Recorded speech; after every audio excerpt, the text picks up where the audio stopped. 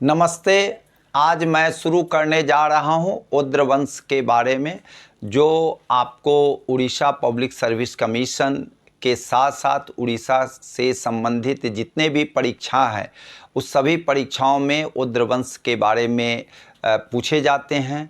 इसलिए मैं आज विस्तार पूर्वक उद्र वंश के बारे में बतलाएंगे। उद्र की उत्पत्ति कहाँ हुआ, किस किस पुस्तकों में इसकी चर्चा है, काफ़ी विस्तार पूर्वक आप सब के बारे में बताएंगे। उद्र के बारे में मुख्य रूप से बतलाने जा रहे हैं। सबसे पहली बात है कि इसका नाम है उद्र।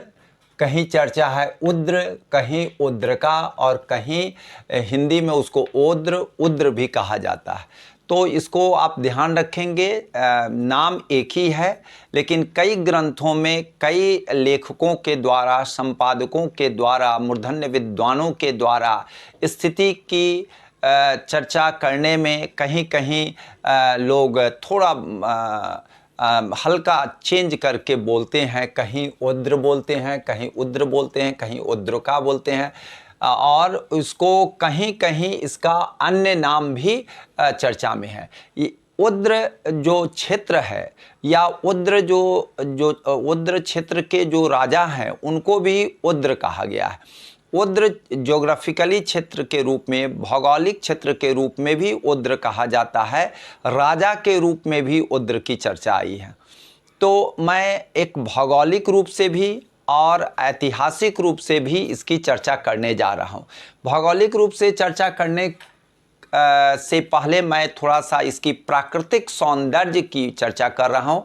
यहाँ की जो अनूठी संस्कृति और इतिहास एक धरोहर नहीं, दस्तावेज है। और आपको बता रहे हैं कि यहाँ की रवायत, राह और राजनीति हमारी देश की गर्व ही नहीं, हम लोगों की एक संस्कृति की पहचान है। इसको आप ध्यान में रखेंगे आप सभी। और यहाँ की संस्कृति और प्रकृति का आज हम पूरा वर्णन करने जा रहे हैं। मैं आपको बतला रहा हूँ गजेंद्र सिंह और जो हैं उनके आग्रह पर मैंने यह वीडियो बनाना शुरू किया है। और सबसे बड़ी बात है, उन्होंने दो बातें हमको कहे कि हमारे समाज के उद्र क्षेत्र के जो लोग हैं वह अच्छे पद पर चले जाते हैं, तो हमारी पहचान, जो हमारी संस्कृति रही है, वह लोग भूल जाते हैं। मैं उन सभी को सादर आमंत्रित करता हूं कि आपकी जो संस्कृति है सामान्य संस्कृति नहीं है, यह भारत की गर्व और गरिमा है, जिसकी चर्चा वैदिक काल से लेकर के वर्तमान काल तक है, और वही नाम आज उड़ीसा का नाम हुआ है। तो इसको हम गौरवान्वित समझे। जहाँ कहीं भी इस समाज के लोग हैं, इस क्षेत्र के लोग हैं, वह ज़रूर ही अपने पहचान को नहीं भूले, क्योंकि संस्कृति और समाज वही होता है। जिस तरह से एक पंछी को अगर पंख है तो वह पूरी आसमां को विचरण करते हैं, उसकी अटखेलियाँ खेलते हैं। लेकिन अगर आप पंछी है और पंख नहीं है तो आप समझ सकते हैं कैसे हो जाएंगे। उसी पर मैथिली शरण गुप्त भी एक कविता लिखते हैं कि जिसको नहीं निज धर्म और निज देश का अभिमान है, वह नर नहीं नीरा पशु है और मृतक समान है। मैथिली शरण गुप्त जो राष्ट्र कवि हुए हैं, प्रथम राष्ट्र कवि हुए हैं, और दूसरे जो हैं आपके दिनकर जी, रामधारी सिंह दिनकर, जो दूसरे राष्ट्र कवि हुए हैं। तो इन लोगों की जो पहचान और अस्मिता है उसको हम लोग ध्यान रखेंगे। और यहाँ तक कि मैं आपको बतलाने जा रहा हूँ, अथर्ववेद में भी कहा गया है, माता भूमि पुत्रो अहम पृथिव्या, धरती हमारी माता है और हम सब उसके पुत्र हैं, पृथ्वी सूत्र, अथर्ववेद के पृथ्वी सूत्र में यह श्लोक है। इसलिए हमारी जो पृथ्वी है, हमारी जो धरती है, वह हमारी माता के समान है। इसलिए हम अपनी माता से अलग और विलग नहीं रह सकते हैं। हम अपनी संस्कृति को नमन करें और अपने गौरव को जितना भी प्रकाशित करेंगे, जितना भी उद्भासित करेंगे, उतना ही हमारी जो संस्कार है, हमारी जो संस्कृति है, उतना ही बढ़ेगा। इसलिए उद्र क्षेत्र के जितने भी हमारे जिज्ञासु बच्चे हैं और जो हमारे मूर्धन्य विद्वान हैं, सबको मैं नमन करता हूं कि आप सब उद्र जाति, उद्र आपको के रूप में आप जरूर ही जहाँ कहीं भी रहें चर्चा करें और उस पर जितनी भी शोध आएगी वह कम है। मैं गजेंद्र सिंह उद्र का बहुत ज़्यादा आभार व्यक्त करता हूं कि उन्होंने इस बात की चर्चा की है। दूसरी बात, उन्होंने एक बात और कहा कि हमारे क्षेत्र के लोग जो हैं और उद्र जो जाति के रूप में भी लोग जानते हैं, तो वो लोग सामान्य ज्ञान वाले हैं, बहुत ज़्यादा विद्वान नहीं है। मैं आपको आपकी बातों को काटते हुए ये बतलाना चाहता हूँ कि वहाँ के लोग बहुत विद्वान थे, बहुत विद्वान थे और आज भी विद्वान हैं और आप में वही प्रतिभा है। मैं आपको बतला रहा हूँ, पूरे राष्ट्र में जितने भी शासक हुए उसमें हर्षवर्धन जैसा विद्वान आज तक कोई नहीं हुआ। और हर्षवर्धन ही ऐसे विद्वान थे जिन्होंने 3 संस्कृत नाटक की रचना की और वह 3 संस्कृत नाटक उनको एक अच्छे नाटककार के रूप में जाना जाता है। और आपको यह भी आपको जान करके बहुत ही गर्व की अनुभूति होगी कि वह राजा होते हुए भी वह अपने नाटक का मंचन ही नहीं, नाटक में एक पात्र की भूमिका में वह आपको भाग लेते थे। और ऐसा वह अपने अभिनय से इतने लोगों को उत्साहित और प्रोत्साहित करते थे कि ह्वेनसांग जैसे विद्वान आपको वहाँ पर जो सभागार में देखते थे उठ खड़े होते थे कि उनका नाटकीय जो रोल होता था, भूमिका होती थी, वह सर्वश्रेष्ठ होती थी और उठ के खड़े हो करके ताली की गड़गड़ाहट देते थे। ह्वेनसांग जो चीन के विद्वान थे उनके काल में आए थे। तो मैं ये कहना चाहता हूँ कि यह हर्ष जो राजा हर्ष थे, वहाँ आपके उद्र क्षेत्र में जा करके वहाँ के विद्वान जो थे, उनका नाम हम आगे आपको पढ़ाएंगे, जयसेन थे। विद्वान जयसेन को उन्होंने 80 गांव को उपहार के रूप में भेंट किया था। तो यह प्रमाणित करता है, प्रत्यक्षम की प्रमाणम, प्रत्यक्ष के लिए प्रमाण की आवश्यकता है कि उस क्षेत्र के लोग बहुत बड़े विद्वान, प्रकांड विद्वान होते थे। क्योंकि आपको हर्षकालीन जो वर्णन है, हर एक पुस्तकों में इसकी वर्णन मिलता है।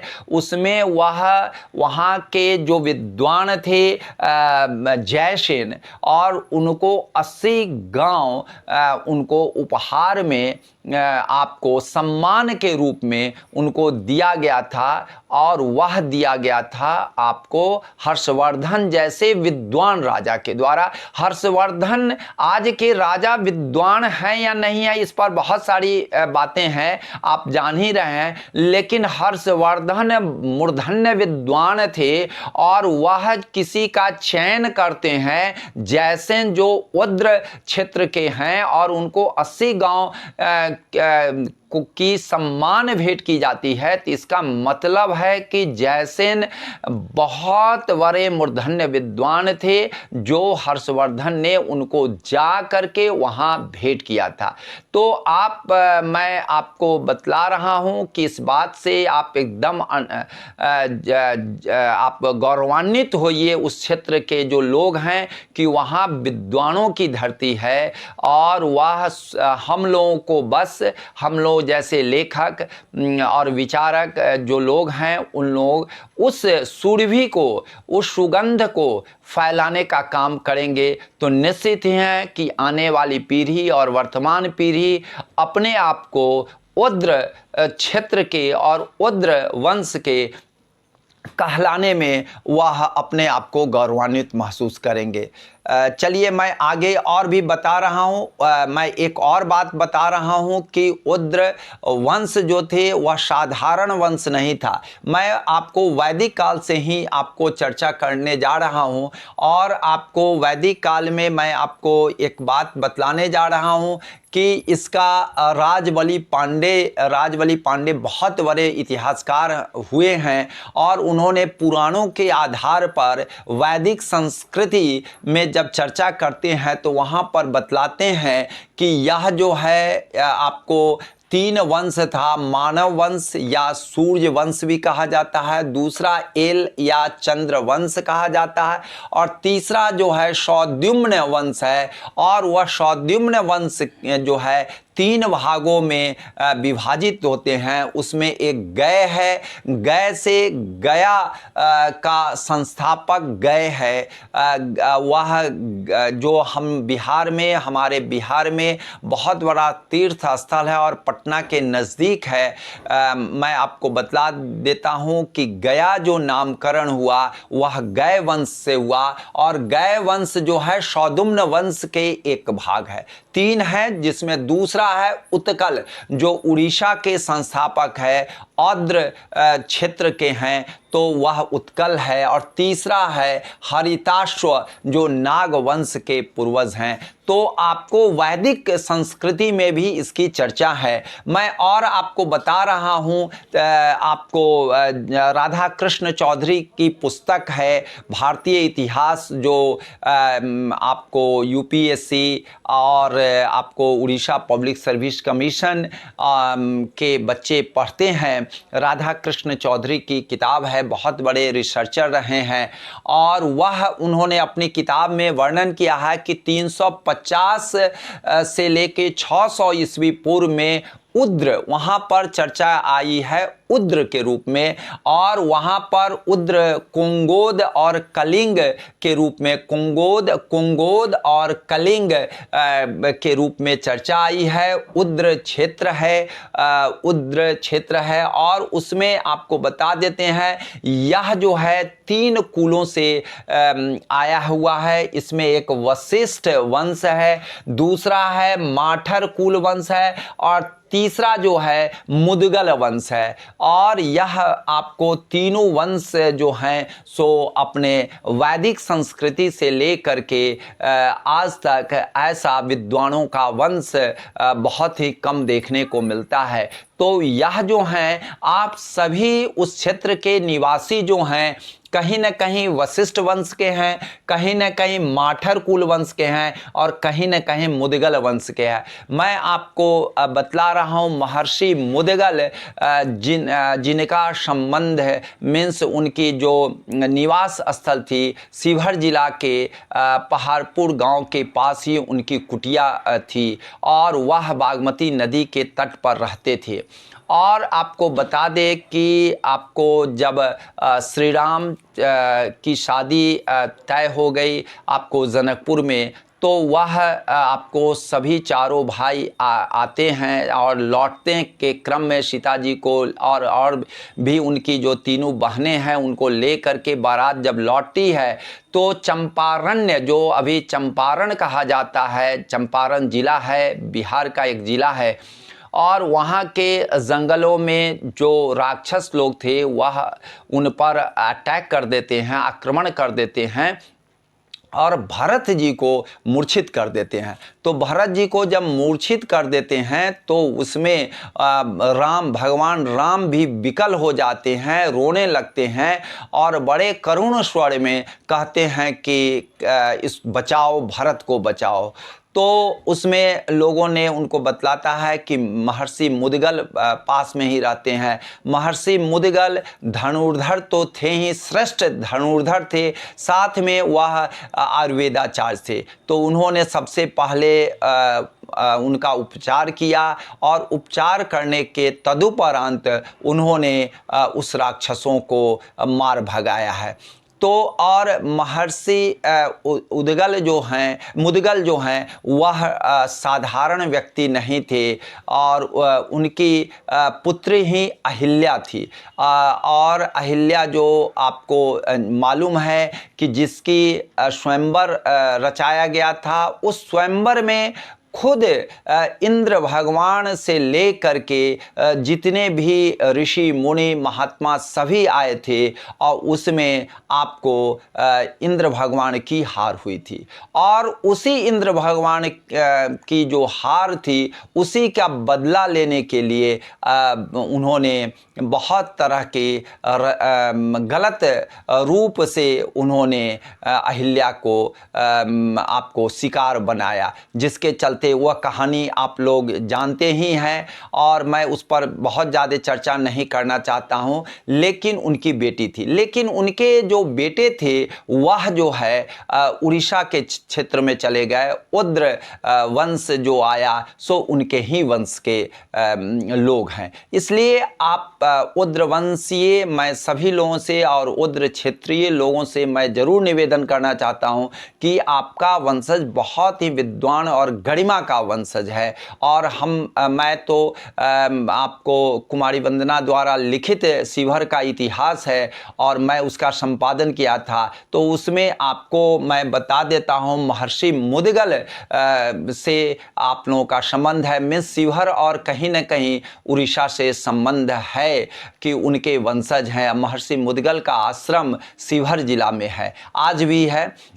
तो उस पुस्तक में इसकी सविस्तार हमने और कुमारी वंदना जी ने चर्चा किया है। तो यह जो है मैं आपको बतला रहा हूं, आप जो हैं सो वशिष्ठ वंश, माठर कुल वंश और महर्षि मुदगल वंश के वंशज है। जो आपको राधा कृष्ण चौधरी की जो भारतीय इतिहास की किताब है, खास करके प्राचीन इतिहास जो भारती भवन से प्रकाशित है, उसमें यह सारी चीज़ें चर्चा की गई है। और मैं आपको एक बात और बता दूं कि 643 ईस्वी में हर्ष कोंगोद तथा उड़ीसा को अपने अधीन कर कजंगल राजमहल गंगा के किनारे रुके थे और यहाँ पर उनकी अस्थायी राजधानी थी, जिसको जय स्कंधावार कहा जाता है। इसका मतलब है कि यह जो है आपको उद्र जो है सो कहीं न कहीं उनकी जिस तरह से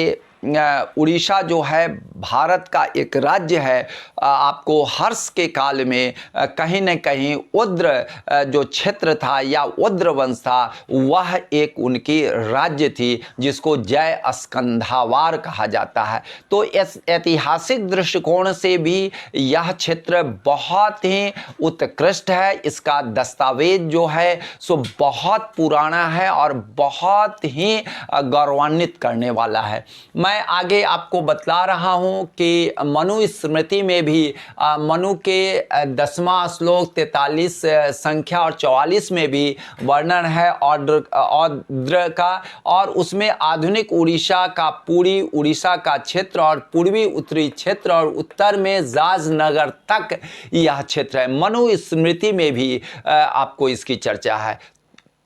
मैं फिर आगे बढ़ रहा हूं। महाभारत में भी आपको बता रहे हैं, महाभारत की सभा में 2 घटनाक्रम में भी उद्र की चर्चा आई है। महाभारत की सभा में उद्र राजा का प्रवेश होता है। क्यों प्रवेश होता है? क्योंकि कौरव और पांडव के बीच में जो तनाव पैदा हो गया था, उस तनाव को शांत करने के लिए उद्र राजा भी आते हैं उसमें। तो मैं उसको बता रहा हूं, पंचम वेद महाभारत सभा पर्व अध्याय 4 में यह आपको मेंशन किया गया है और खास करके श्लोक 24 में लिखा गया है कि जटासुरोमद्र काणाव राजा कुंते पुलिंदस्य की रात राजा तथा गविंगो शद पंडकेन पांडव ओड्र मैं बार बार कह रहा हूं ओड्र राजो संघाघ्रकेण।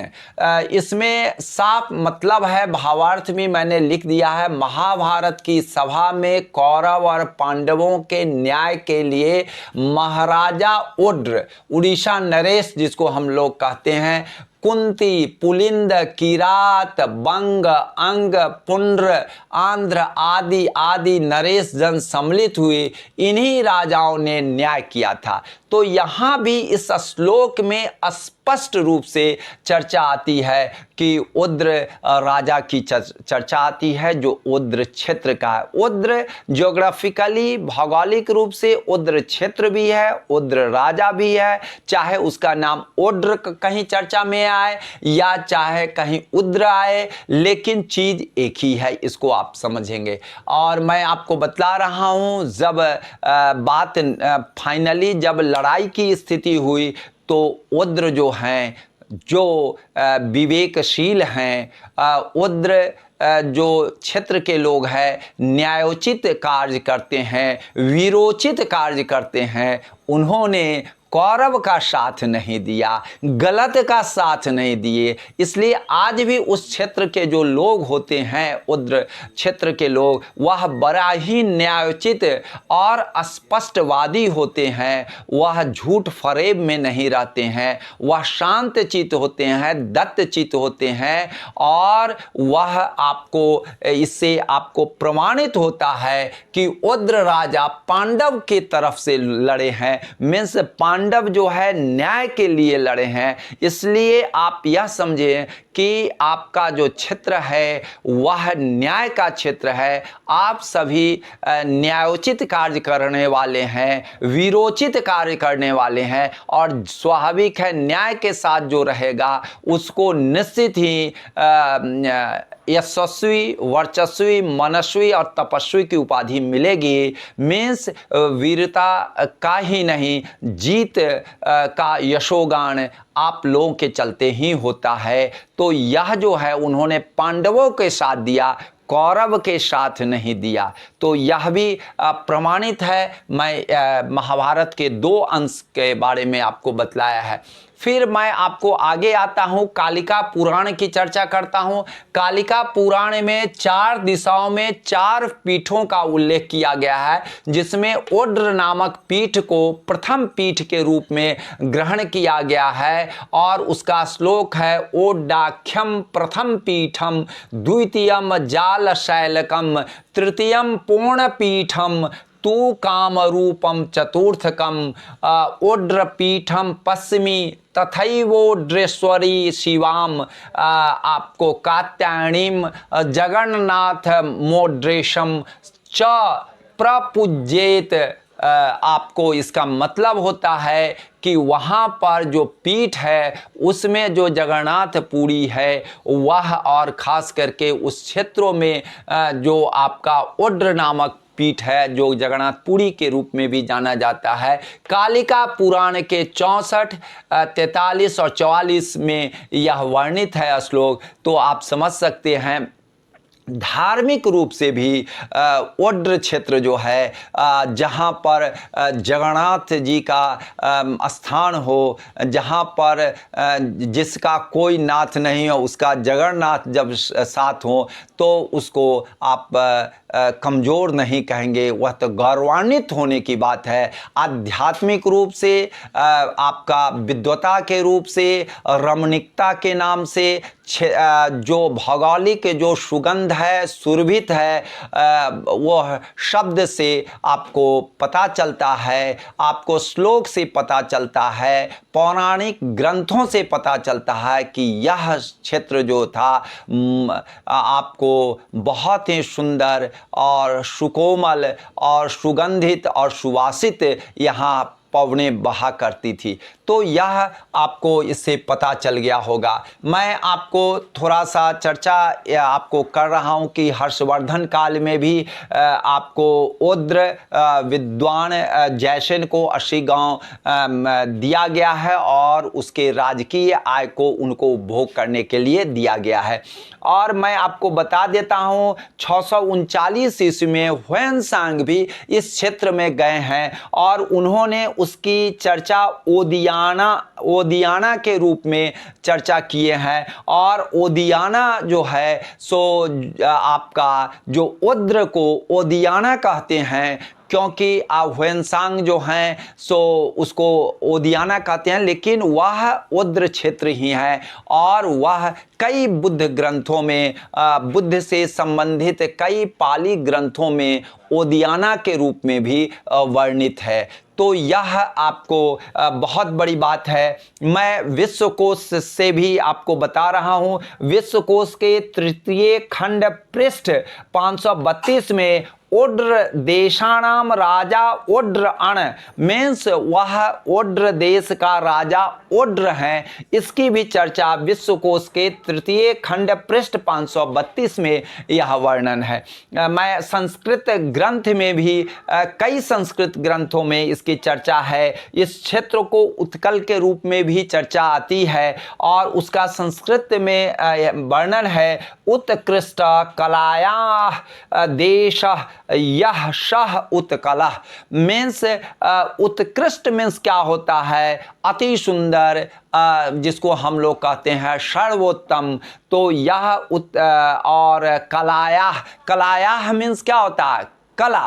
तो उत्कृष्ट कला का जो क्षेत्र है वही तो उत्कल है। और हमारे आपको बता देते हैं कि राष्ट्रगान जो रविन्द्रनाथ टैगोर ने भी चर्चा किया है अपने राष्ट्रगान में कि उत्कल बंग आप जान ही रहे हैं, तो वह उत्कल की चर्चा वहाँ भी हो गया। मीन्स जिसकी चर्चा राष्ट्रगान में हो, जिसकी चर्चा वेद में हो, जिसकी चर्चा आपको मनु संहिता में हो, मनुस्मृति में हो, महाभारत में हो और आपको विश्वकोश और अन्य कालिका पुराण सभी में, चाहे धार्मिकता के रूप में देखा जाए, चाहे साहित्यिक रूप से देखा जाए, चाहे वह कला के रूप में देखा जाए, चाहे उसकी प्रकृति और भौगोलिक स्थिति के रूप में देखा जाए, वह तो सर्वोत्तम प्लेस है। वहाँ के लोग अच्छे हैं, इसका तो प्रमाण मिलता है। तो हम लोग प्रमाण की बात नहीं करते हैं। कान कौवा लेके जा रहा है तो कान को नहीं देख करके हम लोग कौवा को देख रहे हैं। अरे भैया, आपकी जो संस्कृति है वह गौरवान्वित करने की है और उसको आपको जितने भी सुगंध फैलाएंगे उतना ही अच्छा है।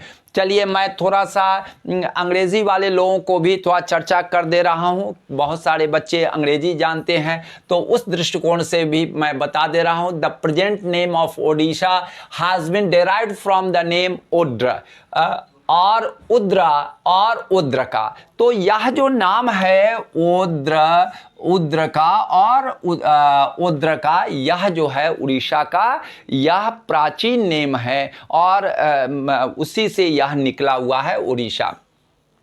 9th and 10th सेंचुरी में मुस्लिम जियोग्राफर भी इसको चर्चा करते हैं। वह अपने रूप में चर्चा करते हैं उर्शिन और उर्सफिन, जो उस समय के जो राजा थे, उद्र राजा थे, उनका नाम है बौमा करास, जो उड़ीसा के हैं और उद्र क्षेत्र के हैं। तो उनके क्षेत्र के काल में जो आए थे आपको मुस्लिम जियोग्राफर, तो उन्होंने इसको उर्सिन या उर्सफिन के रूप में चर्चा किया है। The name Odisha was famous in 10th century AD। 10th century AD में आपको जा करके उड़ीसा की चर्चा आती है। लेकिन तारनाथ बौद्ध ग्रंथ के बहुत बड़े लेखक, विचारक और बौद्ध धर्मावलंबी, तिब्बत के बौद्ध धर्मावलंबी और विद्वान थे। तारनाथ ने भी इसका मेंशन जो है कई रूप में किया है, ओडिशा या ओडिविशा। ओडिशा या ओडिविशा। तो इसको ध्यान रखेंगे, ओडिशा और Odivisha. In many ancient text mentioned Odra as a geographical unit. मैंने आपको बताया है भौगोलिक रूप से भी इसका नाम ओद्र है, इसलिए आप लोग इसको एकदम ध्यान रखेंगे। उड़ीसा का जो क्षेत्र है उस प्राचीन कालों में ओद्र के रूप में जाना जाता था। अप टिल 10th सेंचुरी इसको ओद्र के रूप में ही जाना जाता था। भागवत पुराण में भी इसका मेंशन है। कितनी बढ़िया चीज़ें आपको मैं बतलाने जा रहा हूँ। Bhagavata Purana mention Odra among the 6 son of Dirghatamas by queen Sudeshna. आप जाने रहे हैं दीर्घतमस जो थे आपको वेदकालीन ऋषि नहीं महर्षि थे। और दीर्घतमस की जो पत्नी थी, रानी थी सुदेशना, उससे 6 पुत्र उत्पन्न हुए थे, जिसमें से एक थे ओद्र। साफ मेंशन है ओद्र जो आपको भागवत पुराण में। तो आपको कितनी गौरवान्वित संस्कृति है यह क्षेत्र। मैं आपको बता रहा हूँ युआन च्वांग मेंशन्ड ओद्रा और ऊचा not as a district but as a kingdom. वह भी जो है आपको युआन च्वांग जो हैं सो बहुत बड़े आपको इतिहासकार भी हैं, लेखक हैं, और वह चाइना का, उन्होंने भी इसको एक क्षेत्र के रूप में नहीं एक किंगडम के रूप में किया है। इसका मतलब है कि आपको सारी चीज़ों की चर्चा करते हुए मैं यह कहना चाहूँगा कि यह क्षेत्र भी रहा होगा, यह एक किंगडम रहा होगा, और यह जो है ओद्र एक वंश भी है जिसकी हमने बातें किया। और उसको गौरवान्वित करने के लिए आप समझ सकते हैं कि जो राष्ट्रगान में भी चर्चा है, जिसकी चर्चा आपको वेद पुराण से लेकर के विश्वकोश और सारे संस्कृत ग्रंथों, प्रमुख संस्कृत ग्रंथों में चर्चा है, इसलिए यह गौरवान्वित क्षेत्र है। इसके बारे में आप सबको मैंने जानकारी दिया। आगे मैं और भी इस पर शोध कर रहा हूं, और मुझे पूर्ण विश्वास है कि आप लोगों को यह वीडियो अच्छा लगेगा। ज़रूर सब्सक्राइब करेंगे मेरे चैनल को, और भी हम इस पर विशेष रूप से शोध करके आपको बतलाऊंगा। बहुत सारी बातें हैं बतलाने के लिए, लेकिन एक वीडियो में संभव नहीं है। जय हिंद, जय भारत।